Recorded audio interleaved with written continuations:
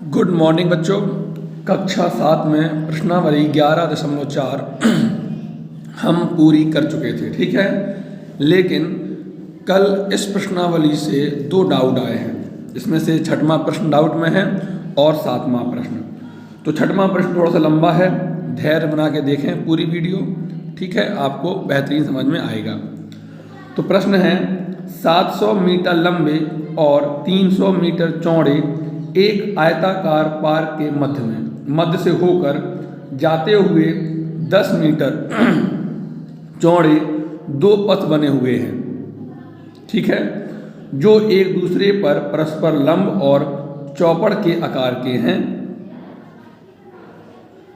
इनमें से प्रत्येक पथ का क्षेत्रफल ज्ञात करो तथा पार्क की भुजाओं को छोड़कर पार्क के शेष भाग का भी क्षेत्रफल ज्ञात करो। तो सवाल ने क्या बोल दिया है कि पहले तो एक आयताकार पार्क है, तो मान लेते हैं ये हमारा आयताकार पार्क है जो कि 700 मीटर लंबा है, 300 मीटर चौड़ा है। बीच में एक पथ बना हुआ है, 2 पथ बने हुए हैं।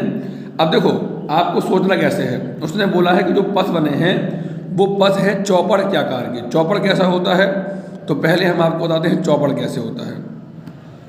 चौपड़ आप सभी ने शायद देखा हो ना देखा हो, एक बार हम बताते हैं चौपड़ कैसे होता है। ये शेप होता है चौपड़ का कुछ इस प्रकार का, यानी पार्क के बीच में, ये पार्क है ना, तो इस पार्क के बीच में कुछ इस प्रकार का रास्ता बना हुआ है। तो हम बना देंगे, तो ये बन गया पहला वाला पथ और ये बन गया दूसरा पथ, ठीक। तो अब इस सवाल में 2 प्रकार के प्रश्न पूछे हैं। पहला प्रश्न पूछा है कि इन दोनों पथों का क्षेत्रफल कितना होगा हेक्टेयर में, और साथ में ये पूछा है कि अब जैसे ये पार्क था और इस पार्क में क्या है, ये पथ बन चुके हैं, तो पार्क में रास्ता यानी पथ बनने के बाद शेष पार्क जो ये वाला हिस्सा है इसका भी क्षेत्रफल निकालना है। क्लियर? अब देखेंगे। तो मान लेते हैं कि ये हमारा ABCD, ये जो आप देख पा रहे हैं, जहाँ जहाँ पेन चल रहा है ध्यान से देखते रहें, ये ABCD ये हमारा एक पथ है, सॉरी पार्क है। ABCD एक पार्क है। इस पार्क में क्या हुआ कि ये पहला रास्ता जिसका नाम है PQRS, ये बन गया पहला रास्ता, और EFGH ये बन गया दूसरा रास्ता, ठीक है। तो हम पहले सब कुछ लिख लेते हैं। सबसे पहले हमने लिखा है PQ बराबर 10 मीटर। अब ये PQ 10 कहाँ से आया देखिए, उसने एक चीज़ बोली है कि जो पथ है वो पथ आपका 10 मीटर चौड़ा है। पथ कैसा है आपका 10 मीटर चौड़ा, यानी हमने कहा कि ये हमारा पथ है, तो यदि ये पथ 10 मीटर चौड़ा है तो इसका मतलब होगा कि जो यहाँ से लेके यहाँ तक की जो डिस्टेंस है वो कितनी है, 10 मीटर है। कितनी है, 10 मीटर। तो ऐसे P से लेके Q तक ये चौड़ाई होगी ना आपकी, तो P से लेके Q तक चौड़ाई है, और चौड़ाई कितनी बनाई हमने, 10 मीटर। तो PQ का मान कितना हो गया, 10 मीटर। ऐसे ही देखो P से लेके S तक, तो P कहाँ है, ये रहा, S कहाँ है, ये रहा। तो P से लेके S तक यानी यहाँ से लेके यहाँ तक कितना होगा, ये थोड़ी कल्पना करें। देखो यहाँ से लेके यहाँ तक, यहाँ से लेके यहाँ तक 300 है, तो ये वाली पहुँच गई इसके पास और ये पहुँच गया इसके पास, तो ये भी उतनी डिस्टेंस है ना। तो अब यदि ये 300 है तो ये भी कितना होगा, 300 होगा ना। तो ये PS का मान कितना हो गया, 300 मीटर। इसी प्रकार देखो पथ का एक बिंदु ये है, एक बिंदु ये है, इसे हम बोलते हैं चौड़ाई। क्या बोलते हैं, चौड़ाई। तो E से लेके S तक चौड़ाई है ना, और ये चौड़ाई कितनी है, 10 मीटर। तो EH का मान कितना होगा, 10 मीटर। फिर देखो EF, तो EF यानी कहाँ से कहाँ तक, ये रहा E से हम पहुँचे F के पास तक, तो ये वाली लेंथ और ये वाली लेंथ आपस में क्या है, बराबर है ना, और ये कितना है, 700। तो ये EF कितना होगा, 700। तो EF का मान भी आ गया। अब ऐसे हम के एल का देख लेते हैं, क्योंकि एक बिंदु रहा के और एल, तो ये तो चौड़ाई है ना 10 है। और इस तरह से देखो, यदि हम इस वाले पथ के लिए देखें, जैसे ये हमारा पथ है, ये वाला हमारा पथ है ना, तो इस पथ में ये क्या है, चौड़ाई 10, ये क्या है, चौड़ाई 10, ये क्या है, चौड़ाई 10, ये क्या है, चौड़ाई 10, क्योंकि देखो पथ ऐसा बना हुआ है, तो इस तरह से देखें तो चौड़ाई है, ये चौड़ाई है। यदि हम ध्यान से इन रास्तों को देखें तो ये भी क्या है, चौड़ाई है, तो ये 10, ये 10, ये 10, ये 10 है ना। तो इस पर हम कहेंगे के एल का मान भी 10 होगा, के एन का मान 10 होगा, एन एम का मान 10 होगा, एम एल का मान 10 होगा। ठीक, तो ये तो रहा संक्षेप में इसका समझा दिया आपको। अब हम सबसे पहले क्या करेंगे कि सब आप देख पा रहे हैं, ये ई एफ जी एच ये हमारा पथ है, हम इस पथ का क्षेत्रफल निकाल लेते हैं। और हम ध्यान से देखें तो हमारा पथ कुछ ऐसे बना हुआ है ना, जो कि ये चौड़ाई 10 है और ये वाला हिस्सा है 700, कितना है 700, ये 10 होगा, ये भी 700 होगा। तो हम ध्यान से देखें तो हमारा क्या बन गया, ये बन गया आयत, क्या बन गया, ये आयत। तो अब हम लगा देंगे यहाँ पथ ई एफ जी एच का क्षेत्रफल, चूँकि वो आयत है तो लंबाई गुणा चौड़ाई, लंबाई इसे बोलते हैं, तो लंबाई 700 हो गई और चौड़ाई हमारी 10 हो गई, तो 700 गुणा 10 यानी 7000 मीटर स्क्वायर।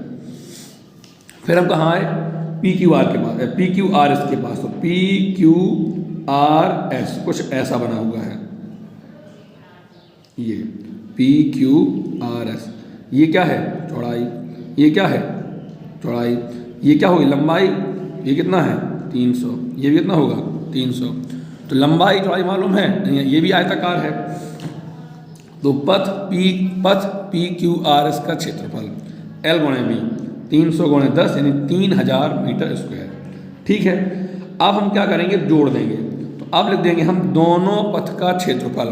पहला पथ कौन सा था, पी क्यू आर एस का क्षेत्रफल, अगला पथ कौन था, ई एफ जी एच का क्षेत्रफल। जोड़ देंगे, पी क्यू आर एस का 3000 है और ई एफ जी एच का 7000 है, हमने ऊपर निकाला है। अब यहाँ समझने वाली बात यह है कि देखना, जब हम ई एफ जी एच का नाम लेते हैं तो ये वाला हिस्सा आ रहा है ना, जब हम पी क्यू आर एस का नाम लेते हैं तो ये वाला हिस्सा भी आ रहा है, यानी ये बीच वाला जो के एल एम एन वाला हिस्सा है ये 2 बार आ रहा है। देखो कैसे, यहाँ देखो, सबसे पहले हमने क्या किया, हमने बनाया पी क्यू आर एस, तो P Q R S, P Q R S ये बन गया, ये पूरा हिस्सा मान लो आ चुका है क्षेत्रफल में। फिर हमने बनाया E F G H, E F G H, तो ये हिस्सा आ गया है, देखना ये हिस्सा, फिर ये हिस्सा आ गया ना, ये हिस्सा आ चुका है पी क्यू आर एस में। ऐसे ही ई एफ जी एच में भी ये वाला हिस्सा आ रहा है, यानी कहने का मतलब ये हुआ कि ये बीच वाला हिस्सा है के एल एम एन, जो कि कुछ ऐसा बना हुआ है, ऐसा के एल एम एन कुछ ऐसा बना हुआ है, और ये हिस्सा 2 बार आ रहा है। तो एक बार तो हमें चाहिए है, लेकिन हमें ये 2 बार नहीं चाहिए है, तो हम क्या करेंगे, ये बीच वाला हिस्सा जो के एल एम एन है उसको एक बार माइनस कर देंगे।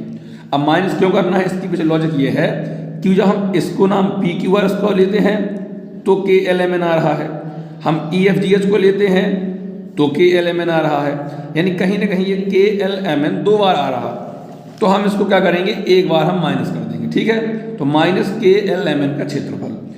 अब पी क्यू आर एस का 3000 है, यहाँ लिख देंगे, ई एफ जी एच का 7000 है, यहाँ लिख देंगे माइनस।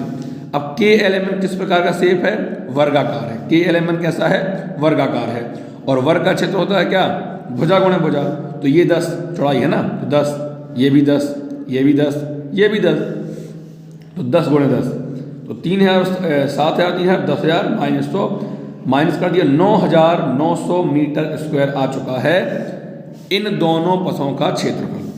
कह रहा कि पथ के क्षेत्रफल को निकालो हेक्टेयर में, तो हम जानते हैं कि 1 मीटर स्क्वायर में होता है 1/10,000 हेक्टेयर।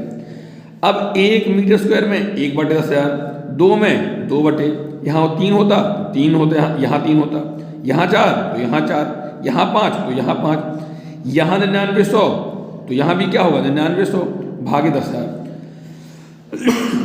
अब नीचे कितना जीरो है, 1 2 3 4, तो 4 जीरो है ना, तो ऊपर 1 2 3 4 संख्याओं के बाद पॉइंट लग जाएगा, यानी सवाल आंसर क्या आएगा हमारा 0.9900। अब इन जीरो को लिखने की आवश्यकता नहीं है, तो हमारे पथ का क्षेत्रफल हो गया कितना, 0.99 हेक्टेयर। ठीक है, अब अगला पोर्शन है पार्क के शेष भाग का क्षेत्रफल। तो हुआ क्या, इस पूरे में हमारा पार्क बन गया है, ठीक, और पूछा क्या है शेष भाग का क्षेत्रफल, तो ये हमारा पूरा पार्क हो गया, इतने में रास्ता बन गई।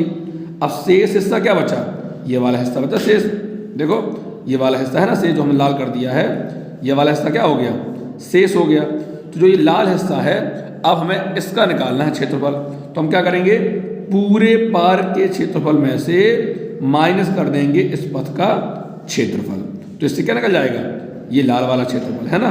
तो हम लिखेंगे पार्क के शेष भाग का क्षेत्रफल बराबर पथ का क्षेत्रफल, पार्क का क्षेत्रफल माइनस दोनों पथ का क्षेत्रफल।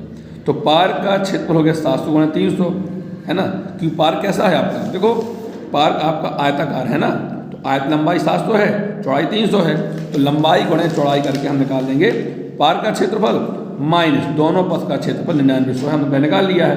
700 गुणा 300 ये आ गया, माइनस 9900 माइनस कर दिया, ये आ गया आपका मीटर स्क्वायर। ठीक, अब ये आंसर आ चुका है, लेकिन एक होमवर्क हम आपके लिए छोड़ रहे हैं कि जो हमने पार्क के शेष भाग का क्षेत्रफल मीटर स्क्वायर निकाला है, हेक्टेयर में आप इसको निकालोगे। क्लियर ये बात, ठीक। समय बहुत हो चुका है, क्योंकि देखो जब समझाएंगे समय लगेगा, तो आप आराम से इस वीडियो को देख लें और कोई प्रश्न पूछ लें, साथ में खुद से करना है, ठीक है।